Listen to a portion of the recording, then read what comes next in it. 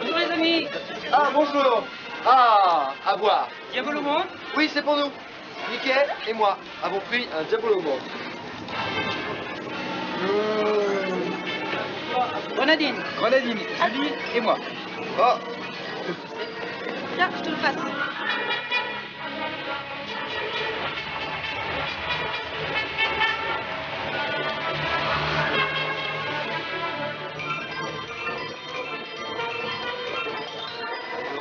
Bon, allez, on leur dit. allez. Vous savez que tout à l'heure, quand on buvait avec Mickey, Minnie et plutôt à une terrasse de café comme celle de Montmartre, en fait, ce n'était pas du tout à Paris. C'était un décor d'Epcot Center à Disney World aux États-Unis. Et puis, voilà, il y a des cafés, des restaurants et vous allez voir, une grande surprise. Et comme le dit Julie, avec tous ces cafés, tous ces restaurants et les boutiques qu'il y a, eh bien, il y a des employés. Et ces employés sont français. Et c'est le cas de Frédéric. Bonjour. Bonjour. Alors, d'abord, où est-ce que tu travailles? Je travaille au Chef de France où je suis actuellement hôtesse. Alors, dis-moi, Frédéric, est-ce que tu vas rester encore longtemps au pavillon français? 8 mois, car nous avons des contrats effectifs de 8 mois. Et ensuite, tu retournes en France? Oui, à la réalité. Parce que là, c'est le monde du rêve, c'est ça? Exactement. D'accord. Et tu as envie de revenir ensuite? Oui, peut-être, en touriste.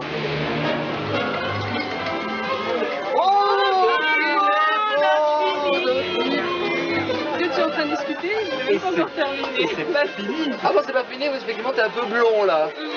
Mais on pourra le garder le dessin pour le Disney Club?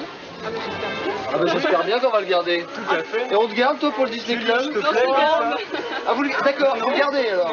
Ok, ben on va partir sans toi alors. Tant pis. Fais-toi de profil un Toi peu. de profil Allez, comme ça. allez. Ah, c'est parce que c'est pas Souris un fini. peu. Souris, Allez, là. Fifi. Voilà, allez bien. Ça vous va? Allez. Bouge plus, hein. À tout à l'heure, Fifi. On passe dans quelques minutes. Au revoir. Après ces échos de Disney World, retour à Paris au Disney Club.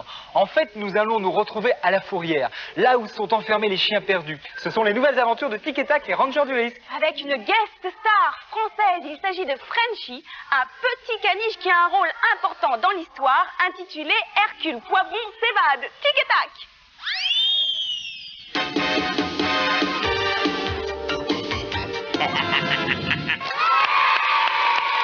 La Diligence Express, une fiche bricolage, des jeux, des chansons, c'est la suite du Disney Club.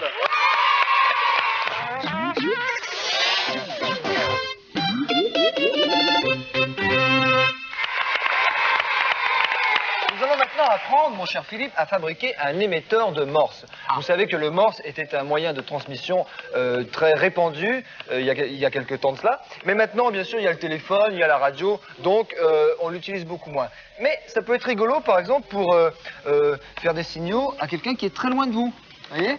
Si j'appuie là, ça s'allume. Ça marche. Alors, vous avez besoin, pour faire ce contacteur, d'une pile, 4,5 volts, toute simple, d'élastique, de 2 tasseaux de bois que vous aurez d'abord creusé à l'intérieur, au milieu. Voilà. Des allumettes, des punaises, du fil électrique et une petite ampoule, 4,5 volts. Voilà. Alors, je vais vous montrer comment fabriquer le contacteur. Donc, vous prenez vos 2 tasseaux de bois, vous collez une allumette sur un bord. Ensuite, vous n'avez plus qu'à enfoncer une punaise de chaque côté. La punaise étant reliée à un fil, comme vous pouvez le voir ici. La punaise est reliée à un fil de chaque côté, et quand les 2 punaises vont se toucher, ça va faire le contact. Alors, une fois que vous avez fait ça, donc vous avez mis votre punaise de chaque côté, eh bien vous n'avez plus qu'à poser votre autre tasseau au-dessus et à fixer tout ça avec Des élastiques. des élastiques. Voilà. Et là, quand j'appuie, eh bien il y a un contact qui se fait. Tu vois, Philippe? Ça marche, non? Ah bah avec celui-ci qui est Ah bah avec celui-là n'est pas branché. Voilà. Donc ça c'est le plus difficile à faire. Après vous n'avez plus qu'à relier les fils. Alors c'est simple, je vous l'ouvre pour vous le montrer. D'un côté un fil qui part d'une punaise et qui va à un pôle de la pile. De l'autre côté, un autre fil qui part de l'autre punaise et qui va à l'ampoule. Et l'autre pôle de l'ampoule revient à l'autre pôle de la pile. C'est un cercle fermé. Hein. C'est pas très très compliqué. Et vous trouverez toutes ces bonnes idées, comme nous les avons trouvées, dans le journal de Mickey. Voilà, si vous avez eu des petits problèmes pour suivre, vous les trouverez là-dedans. Alors, faire quelque chose? Oui, oui. Écris-moi quelque chose. Après, Moi, bah, dessine. tiens, regardez. Sur votre... vous dessinez sur un carton le morse, l'alphabet morse, A, B, C, D, etc. Et puis quand votre frère ou votre soeur vous envoie un petit message, eh ben vous remarquez ici A, B, C, etc. Alors je vais te faire un petit message, Philippe. Tu vas bien suivre. Attends, je suis attentif. Alors je attention. regarde. Non, bah, attends, pose-le. Voilà. Il faut que je vois les lettres parce que je les connais pas par cœur. Alors attention. Alors attends. Ouais. S-O. SOS. T'as un problème, Nicolas? Oui, j'ai un problème. Il faut que Qu'est-ce j'aille que tu vite en reportage. Ah mais oui, mais bien sûr, parce que savez-vous que comme Marseille ou Le Havre, Paris est un grand port. Et pour permettre aux énormes péniches de naviguer sur la Seine, il y a des écluses géantes que Nicolas a visitées pour nous. Savez-vous qu'autrefois, en été, on pouvait traverser la Seine à pied? En hiver, par contre, on était obligé d'utiliser une barque à cause des inondations. Maintenant, grâce aux barrages et aux écluses, on peut naviguer sur la Seine toute l'année. Alors nous allons essayer de découvrir ensemble comment fonctionnent ces écluses.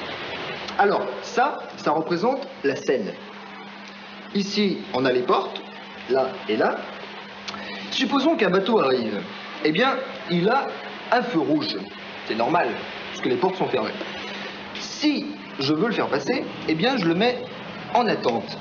Là, un feu vert et un feu rouge s'allument. Donc le bateau sait que les portes vont bientôt s'ouvrir. J'ouvre ensuite les portes, clac, et je lui donne donc l'autorisation de passer. Le feu est vert. Le bateau entre donc dans l'écluse, dans le sas. Je referme les portes, clac, ici, et je mets interdit pour qu'aucun bateau ne puisse rentrer. Mon bateau, maintenant, j'y reviens. Il est à l'intérieur. Il faut remplir le bassin, donc ouvrir les vannes. Le bassin se remplit. Et ici, je le mets en attente. Feu rouge et feu vert. Donc les portes sont fermées ici. Les portes sont fermées là. Le bassin se remplit et mon bateau donc monte. Une fois que tout ça c'est fait, eh bien j'ai plus qu'à ouvrir les portes, là, clac, et lui donner l'ordre de passer. Mon bateau ensuite file de l'autre côté, et voilà, j'ai plus qu'à fermer mes portes et interdire le passage. Mes portes sont à nouveau fermées et mon bateau a pu sortir. Simple, non ?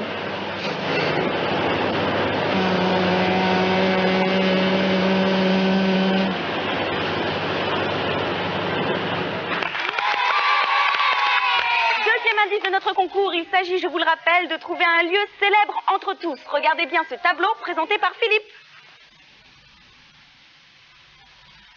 Voilà, vous avez bien noté ce deuxième indice? Parfait.